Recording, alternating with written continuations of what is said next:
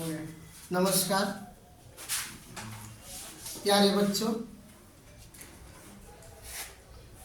पिछले क्लास में हम लोग भाषा के रूप पढ़े थे और आज का क्लास भाषा का अंतिम क्लास है। इसके बाद हम लोग अगले टॉपिक व्याकरण में चलेंगे। तो जैसा कि हम लोग भारत की मान्यता प्राप्त भाषाएं अब यहाँ से हम शुरू करने जा रहे हैं।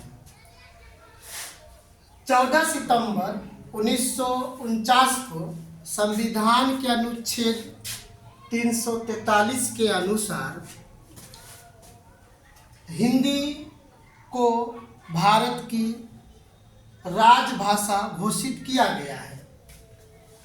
हिंदी को भारत की क्या घोषित किया गया? राजभाषा। कब किया गया? 14 सितंबर 1949 को। संविधान के किस अनुच्छेद से? 343। इसीलिए हम 14 सितंबर को क्या मनाते हैं? हिंदी दिवस मनाते हैं। 14 सितंबर को हिंदी दिवस मनाते हैं। भारतीय संविधान में 22 भाषाओं को मान्यता प्राप्त दिया गया है। भारतीय संविधान में कितने भाषा को? 22 भाषाओं को मान्यता प्रदान की गई है। अब ये जो 22 भाषा है, ये 22 भाषा यहाँ पहले हमने लिखा हिंदी, असमिया, बंगाली, गुजराती, बोरो, डोगरी, कन्नड़। फिर से हम बता रहे हैं जो 22 भाषा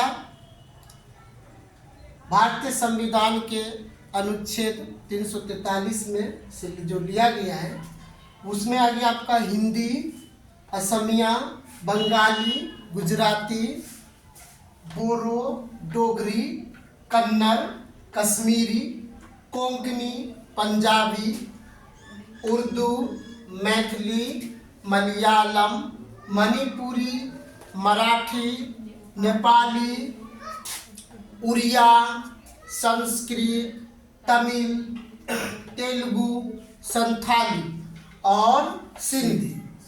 अब देखिए हिंदी भाषा जो हम लोग अभी हिंदी पढ़ रहे हैं, असमिया असम में बोली जाती है, बंगाली बंगाल में बोलते हैं, गुजराती गुजरात में बोलते हैं, बोरो, ये बोरो कहाँ का है?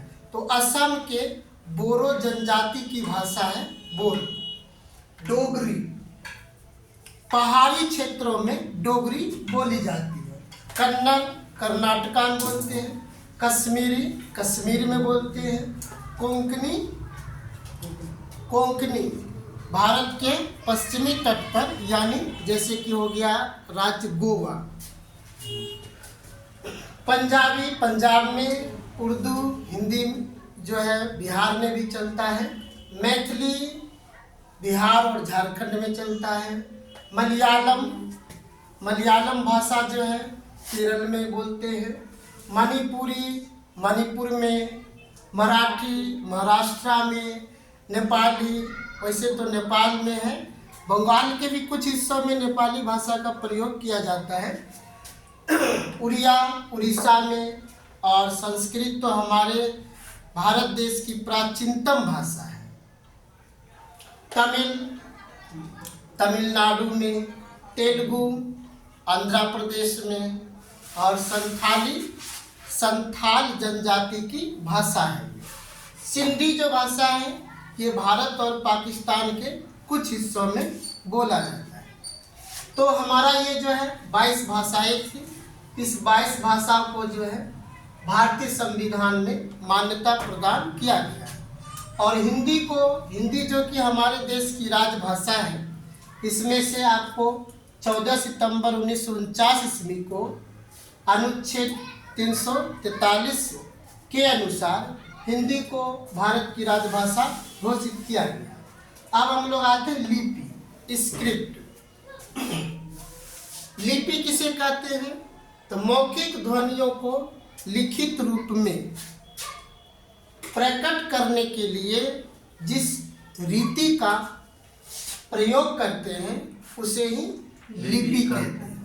अब लिपि में देखिए, देवनागरी लिपि, ब्राह्मणी लिपि, गुरुमुखी लिपि, रोमन लिपि, फारसी लिपि, ये जो है लिपि कहलाता है, जिसको कि हम अपने तरीके से लिखते हैं। देवनागरी लिपि में कौन कौन भाषा आता है? हिंदी, संस्कृत, मराठी, नेपाली, ये देवनागरी लिपि है। अच्छा, देवनागरी लिपि में जो है, ये जो हम बोर्ड में लिखे हुए हैं हिंदी विषय को, तो हम कैसे लिखें? ध्यान दीजिए कैसे लिखें। बाएं से दाईं ओर, किधर से लिखें? बाएं से दाईं ओर लिखे। और ये हिंदी भाषा है और इसको हम क्या बोलेंगे? देवनागरी लिपि।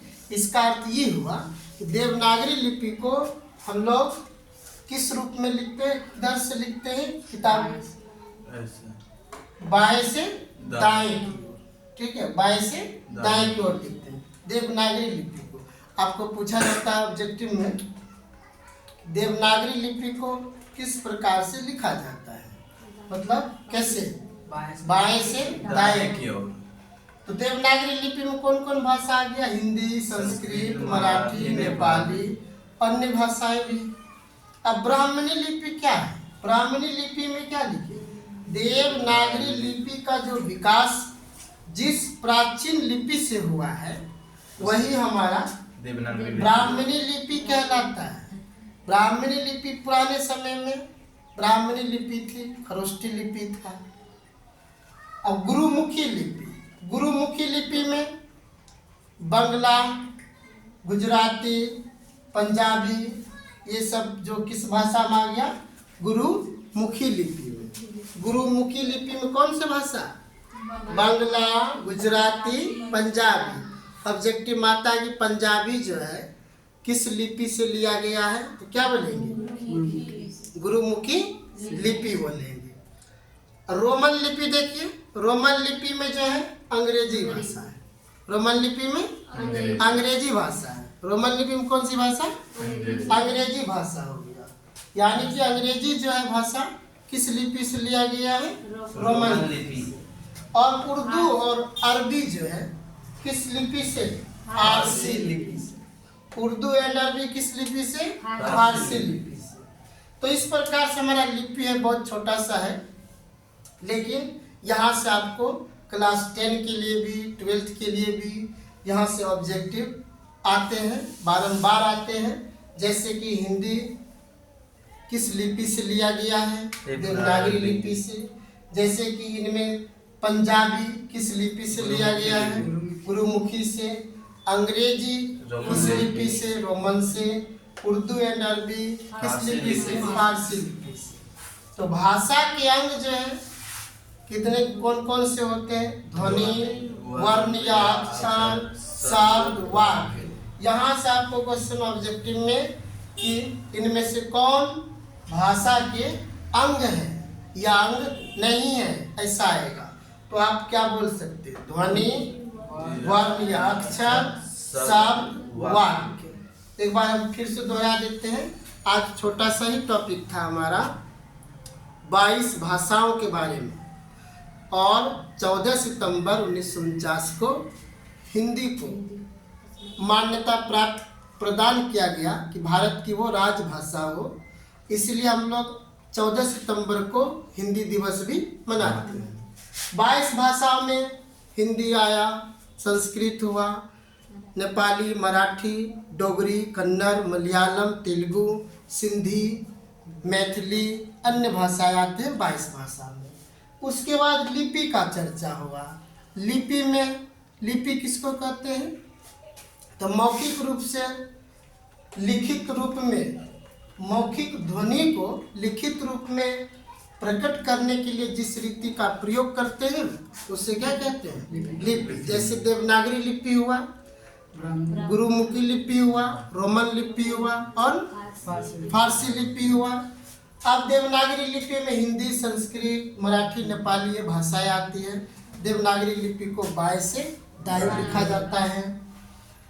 गुरुमुखी लिपि में बंगाली, गुजराती, पंजाबी गुरुमुखी लिपि का हो गया, और अंग्रेजी जो है रोमन लिपि में आ गया। फारसी लिपि, उर्दू, अरबी। अब इसको जो है हम लोग दाएं से बाएं की ओर लिखते हैं। उर्दू को आप कैसे लिखते हैं? दाएं से बाएं की ओर। और भाषा के अंग में क्या क्या आ गया? ध्वनि, वर्ण, अक्षर, शब्द एंड वाक्य। तो अब से हमारा जो अगली क्लास होगा वो व्याकरण होगा, क्योंकि भाषा अब समाप्त हो चुका है। धन्यवाद।